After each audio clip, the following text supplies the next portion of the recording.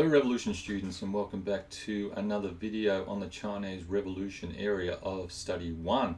This video is going to look at the Northern Expedition, which began in July 1926 and finished in June 1928.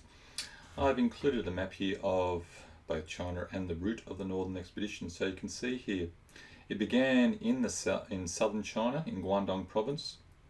And this was the area that the Kuomintang had held for a number of years down here. And then the Kuomintang, their nationalist revolutionary army, alongside with their CCP allies and their Comintern advisors, the First United Front, they marched north and they got up to Changsha, and then they made it to Shanghai and up this route as well. And then they eventually arrived successfully in Beijing, and they conquered many of the warlords, and they reunified China under Kuomintang rule. The march itself, you had the NRA, the Nationalist Revolutionary Army, but fanning out in front of them were peasant agitators. Some of them were Kuomintang members, some of them were CCP members with Kuomintang membership. Mao Zedong being one, who went out into the countryside and promoted the revolution amongst the peasantry. So they caused peasant uprisings to occur around and in front of the route of the march where the NRA were marching. And the other important role that the CCP played in the Northern Expedition was they also organised strikes in many of the big cities, and the most famous of those being in the city of Shanghai, where the workers undertook a general strike. And it was very successful, but then this led to the Shanghai Massacre when the Kuomintang, under the orders of Zhang Jishe, and gang members of the Green Gang and so forth, the Shanghai underworld, attacked the workers in Shanghai and slaughtered many of them. And they also then slaughtered as many CCP members as they could. And from the Shanghai Massacre, that spread out and became the White Terror, where the Kuomintang tried to, under Zhang Jishe's orders, kill as many CCP members as they could during this period. The Shanghai Massacre occurred in April 1927. Prior to the Shanghai Massacre and the White Terror, there were about, and we'll look at this in a sec, there were about 60,000 members, estimate, within the CCP members in China. After the Shanghai Massacre and the White Terror, that membership had been reduced to 10,000. So anyway, let's go back down to here. We're sort of getting ahead of ourselves a little bit. Sunya Shien, he passed away in March 1925, but it had been his long-held dream to march north and reunite China under Kuomintang rule. It was the reason why he formed the First United Front in the first place with the Comintern and the CCP. He needed that military expertise which the Comintern, its Soviet advisors, brought to the Kuomintang. Unfortunately, he died in March 1925, and it was left up to Zhang Jishe to begin the Northern Expedition in July 1926. And there's a nice quote here which this is what Zhang said at the beginning of the march.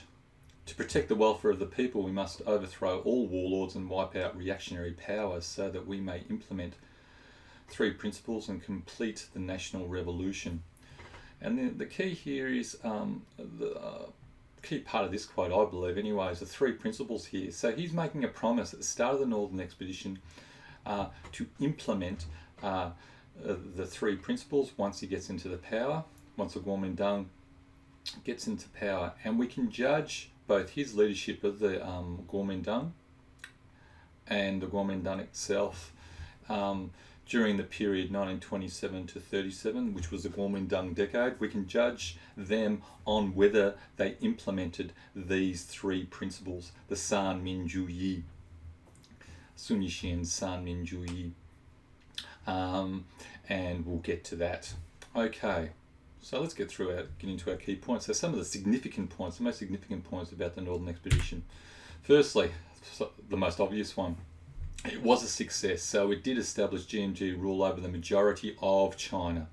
So most of China came under GMD rule.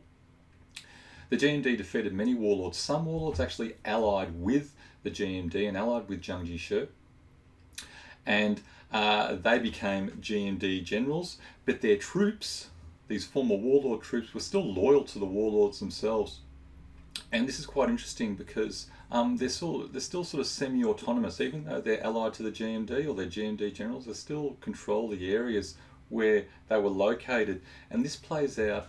The consequences of this play out, for example, during the Long March, when the CCP, there's a couple of examples of this where the CCP make agreements with these former warlords, these GMD generals, to move through their territories and not get attacked. And the GMD generals,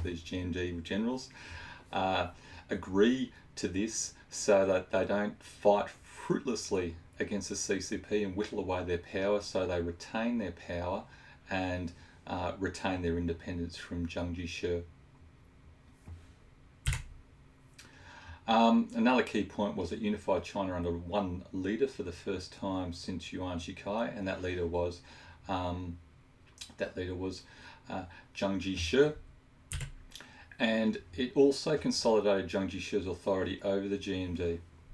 So one thing we need to understand, at the start of the Northern Expedition, the Kuomintang itself was, it had factions. It had the left faction and the right faction, and Zhang Jishe was like the leader of the right faction. Another man, and you can see here, Wang Jingwei, he was the leader of the left faction. Okay? When, when the Shanghai Massacre occurred, when Zhang Jishe and those GMD troops who were loyal to him turned on the CCP, this caused a split within the Kuomintang itself between the left faction and the right faction, and there was a tussle for power. Zhang Jishe won out in that tussle for power. He became the leader of the Kuomintang. One of the main reasons was he was the head of the military in the Kuomintang, so that gave him a lot of power, and that occurred there. So there was actually a bit of a hiatus. So the Northern Expedition went quite quickly up to Shanghai, and they were here by March, April 1927. Then when this leadership split happened and there was jostling for power within the GMD between Zhang Jishe and Wang Jingwei, the Northern Expedition stopped around here. And it was only when Zhang Jishe became the clear leader of the Kuomintang, and the Kuomintang was unified under his leadership, that the Northern Expedition continued and went up to Beijing. Okay. The other big consequence of the Northern Expedition, it links into the Shanghai Massacre and the White Terror, which we're going to look at in a subsequent video. As a consequence of the Shanghai Massacre, the CCP, and there's the figures there. So prior to the Shanghai Massacre and the White Terror, they had 60,000 members. After the Shanghai Massacre, and when the White Terror spread throughout China and GMD troops were trying to kill as many CCP members as they could, after that, their numbers had dwindled in the CCP to 10,000 of the original 60,000 members. The other significant point here was that as a consequence of the Shanghai Massacre and the White Terror and the Northern Expedition, the First United Front collapsed. Okay, so that alliance, which had been so successful in starting this Northern Expedition, it broke up, and the CCP split from the GMD and the Comintern as well. All right.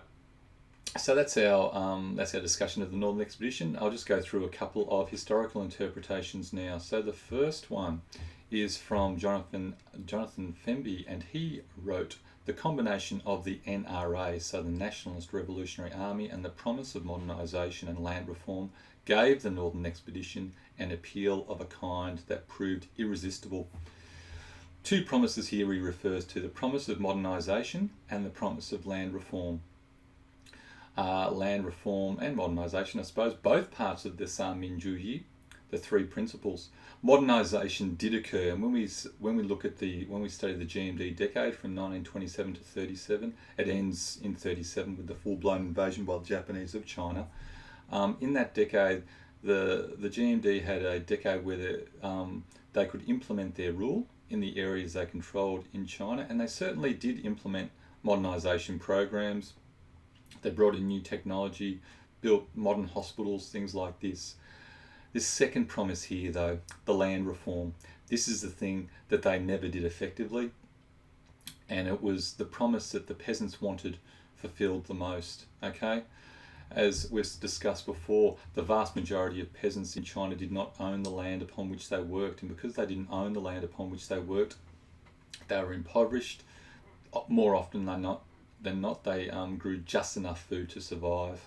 Okay, and they wanted land redistribution. The peasants, they wanted land reform, and it never occurred under the Kuomintang and under Jiang Jishi's rule. The second historical interpretation here is from Chang and Halliday. At this time, warlords had been fighting sporadic wars for 10 years, and there had been more than 40 changes of central government since the country had become a republic in 1912. But the warlords had always made sure that the social structure was preserved and life went on as usual for civilians, as long as they were not caught in the crossfire.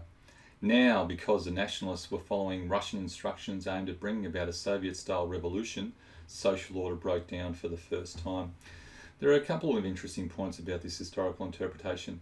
This one here is very informative, and we shouldn't forget that where it says the nationalists were following Russian instructions, so they were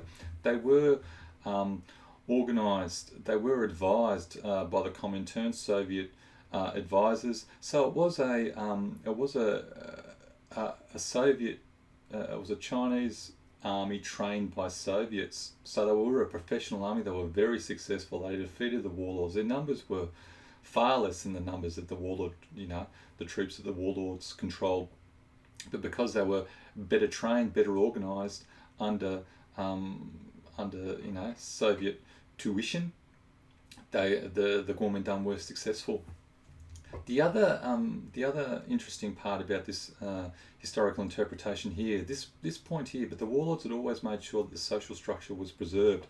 For those at the top of the social structure, that was a good thing, obviously. For those at the bottom of the social structure, though, the peasants who didn't have enough land to grow the food they needed to feed their families, the existing social structure at that time was not beneficial for them. Okay? So yes, it wasn't necessarily a good thing. The other, another interesting thing about this historical interpretation, and for your study of the Chinese Revolution and other revolutions as well, is that this historical interpretation, you can also use it for when you're looking at the warlords and apply it to if you have to write about the warlords as well. Okay, so it is a good technique if you can study, or if you can remember a historical interpretation which you can apply to a number of different events or key points in the study design for China or another revolution, then that is a good thing, because it means you have to remember less.